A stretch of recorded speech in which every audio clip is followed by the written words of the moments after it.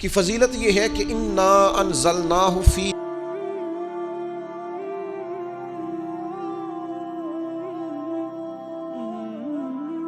مجید کی یاد دلاتی ہے آج کی یہ خوبصورت رات۔ ہمیں قرآن مجید سے جڑنا ہے، قرآن مجید کو سمجھنا ہے، قرآن مجید کے ساتھ اپنے تعلق کو مضبوط کرنا ہے، قرآن مجید کی تعلیمات سے آگاہی حاصل کرنی ہے۔ کوئی مشکل کام نہیں ہے، کوئی مشکل کام نہیں۔ کمپیوٹر سیکھنے والے نوجوان، بایو فزکس کیمسٹری پڑھنے والے بچے، کوئی ان کے لیے مشکل نہیں ہے۔ اگر تھوڑی توجہ کریں گے تو انشاءاللہ قرآن مجید کو سمجھنے لگیں گے۔ اللہ کے فضل سے اردو میں تفاسیر ہیں، تراجم ہیں، ہمارے بزرگوں نے محنتیں کی ہیں۔ آپ تھوڑا وقت اس طرف لگائیں، تھوڑی توجہ کریں، قرآن مجید کی معنویت کے ساتھ اپنی طبیعت کو آپ جوڑیں، آپ تسلی محسوس کریں گے زندگی میں۔ اور قرآن مجید کے ہمارے ذمہ حقوق ہیں، 5 حقوق عرض کرتا ہوں صرف۔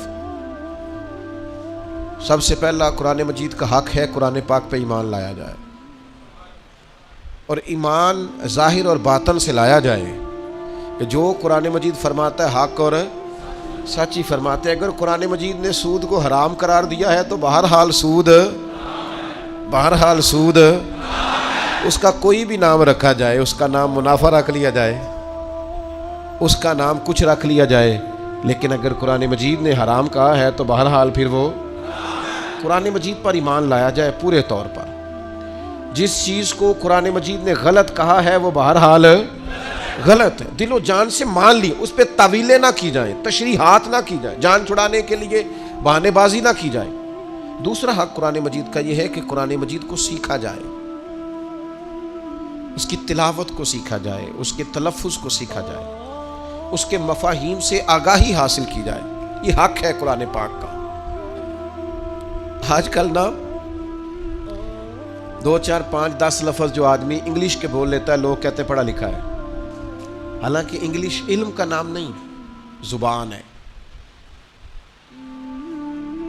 زبان اور ہوتی ہے اور علم، اردو ایک زبان ہے۔ مجھے بتائیے، اردو صرف جس کو اردو بولنی آتی ہو عالم ہے تو اردو تو بول رہا ہے، وہ ایک زبان ہے۔ زبان اور چیز ہوتی ہے، علم ہاں اگر آپ زبان کے علوم سے آگاہ ہیں، اس کی آپ گرامر دیکھتے ہیں تو وہ بھی علم کا ایک حصہ ہے، لیکن علم تو اور چیز کا نام ہے۔ علم تو جاننے کو کہتے ہیں۔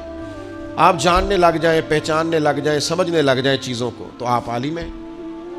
تو قرآن مجید کو سمجھیں، اس پر غور کریں۔ جگہ جگہ قرآن مجید کہتا ہے اس پر تدبر کرو، اس پر تفکر کرو، اس پر غور کرو، اس کو سمجھو۔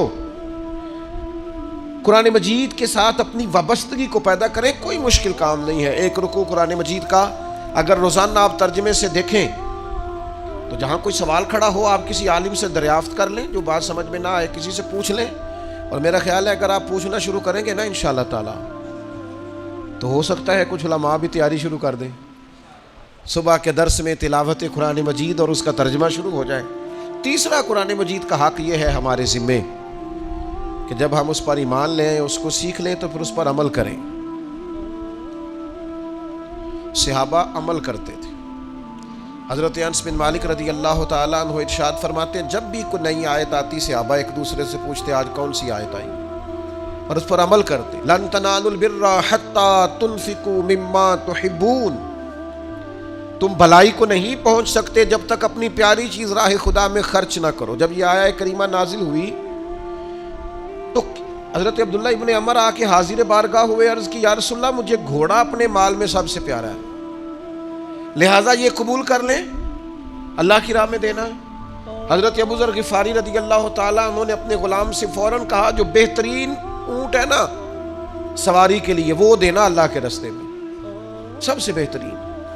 تو آپ شام کو گھر آئے تو جو سب سے اعلیٰ اونٹ تھا وہ گھوم رہا تھا، تو آپ فرمانے لگے میں نے تم سے کہا تھا سب سے اعلیٰ اونٹ اللہ کی راہ میں دے دینا۔ عرض کی حضور یہ تو آپ کی سواری کے لیے ہے نا، اس کے بعد جو سب